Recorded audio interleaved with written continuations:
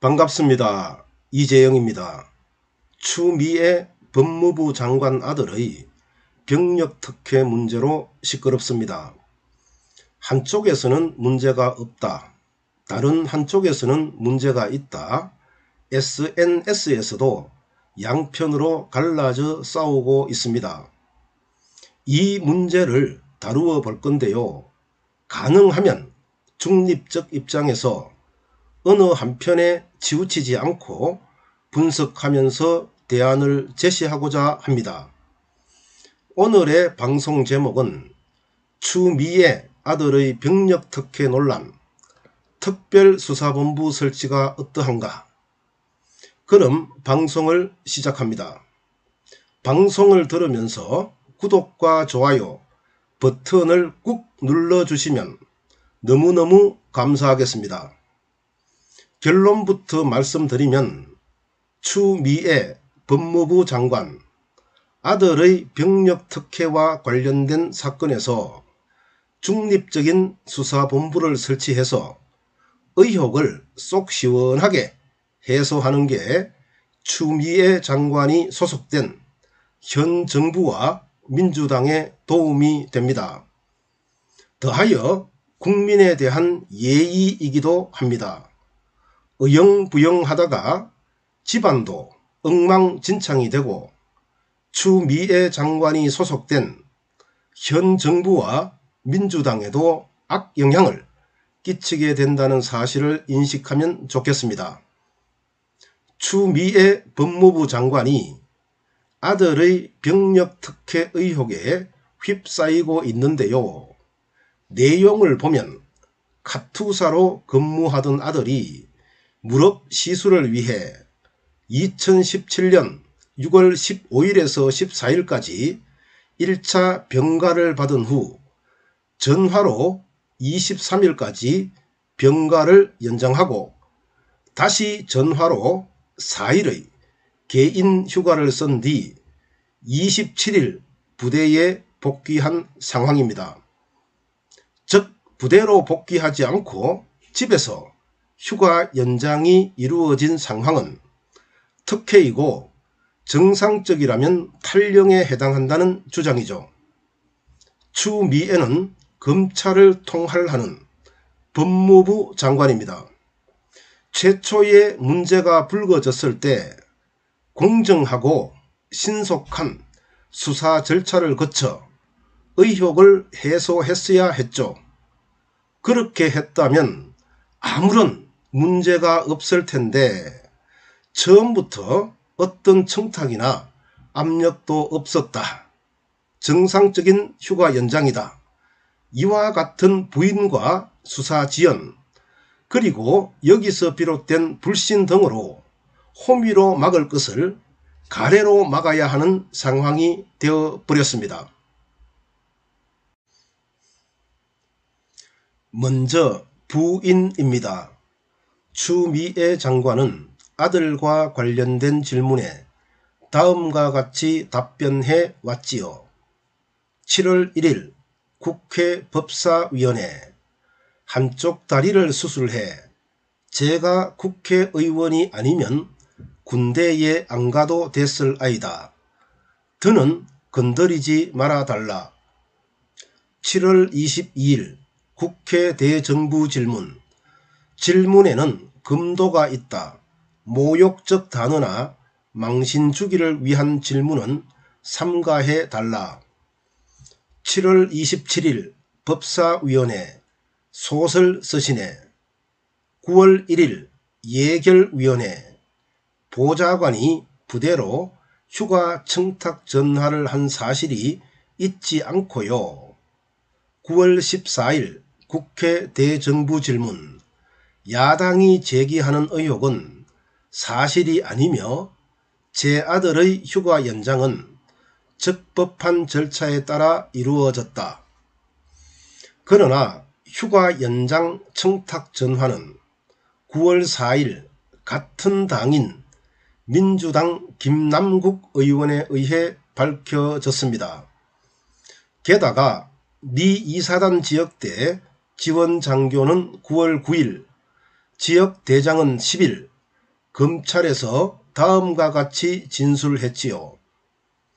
1차 병가 마지막 날인 2017년 6월 14일 추미애 장관의 보좌관으로부터 휴가 연장 관련 전화를 받았습니다. 2차 병가 기간이 끝나고 부대에 복귀하지 않았던 시점인 6월 25일과 26일 추미애 장관 부부 중 1인이 국방부에 전화를 한 사실도 밝혀졌고요. 다음으로 수사 지연인데요. 1월 3일 현 국민의힘인 통합당이 대검찰청에 추미애 법무부 장관을 공무집행방해 등으로 고발함으로써 아들의 병력 특혜 문제가 불거져 나왔습니다. 이 사건은 서울 동부지검으로 이첩되었지만 8개월 동안 진전이 없었죠. 최근 문제가 커지자 동부지검은 당직 사병, 지역대장, 지원장교를 소환하는 등 수사에 박차를 가하는 모습을 보이고 있습니다. 그런데 8월 7일 추미애 장관은 고기영 지검장의 후임으로 김관정을 동부지검장으로 발령했는데요. 둘 다 친정부 및 친추미애 라인으로 분류되고 있습니다. 사건을 담당하고 있는 이종건 형사부장도 추미애 장관의 인사청문회 업무를 총괄했었죠. 중앙지검과 대검찰청으로 발령이 난 검사와 수사관을 파견받아 과거 수사팀을 재구성해서 수사를 시작하고 있습니다. 수사 결과를 불신할 수밖에 없는 조치가 계속 발생하고 있는데요. 이러한 상황에서 아무리 수사해봐야 의혹은 확산할 뿐입니다. 마지막으로 부인과 수사 지연이 불러온 불신입니다. 9월 10일 국방부는 기자들에게 추미애 장관 아들에 대한 해명 자료를 배포했는데요. 카투사 부대 훈령 제65조와 육군 병령 생활 규정 제111조를 들어 추미애 장관의 아들이 1차 병가 후 귀대하지 않고 전화로 2차 병가와 3차 개인 휴가를 허가받은 과정은 규정 위반이 아니라는 내용입니다. 전화 휴가 연장에는 절차상 하자가 없다. 누가 믿겠어요?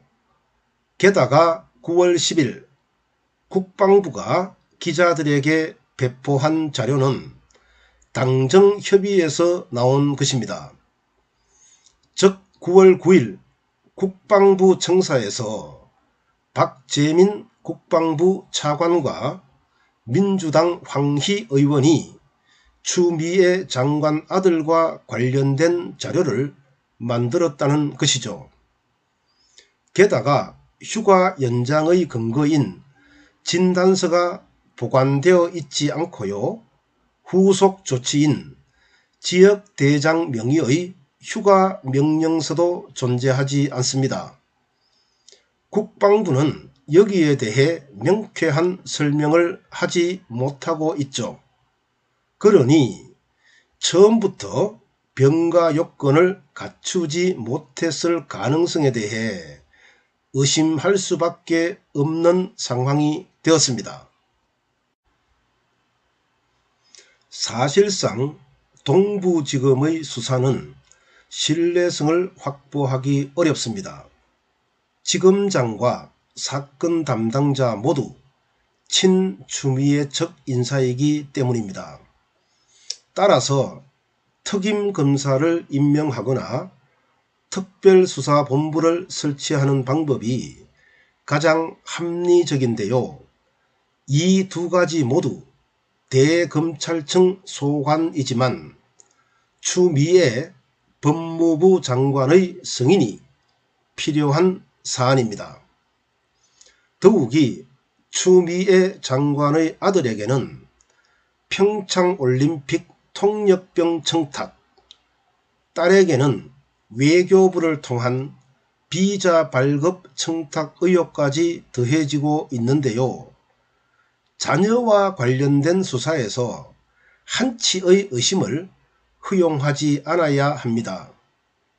그래야 정부와 민주당에 대한 불공정 논쟁도 사라질 것입니다.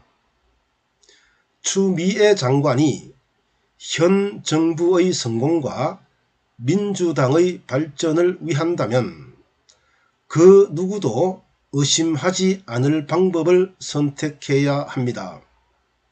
이것이 대통령의 부하로서 갖추어야 할 자세이며 민주당 당원으로서 마땅한 도리입니다.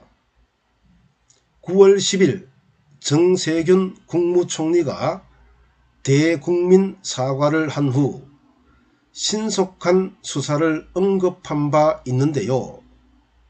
의구심을 불식시키려면 대부분의 국민이 받아들일 수 있는 그러한 과정을 밟는 것이 좋지 않을까요? 감사합니다.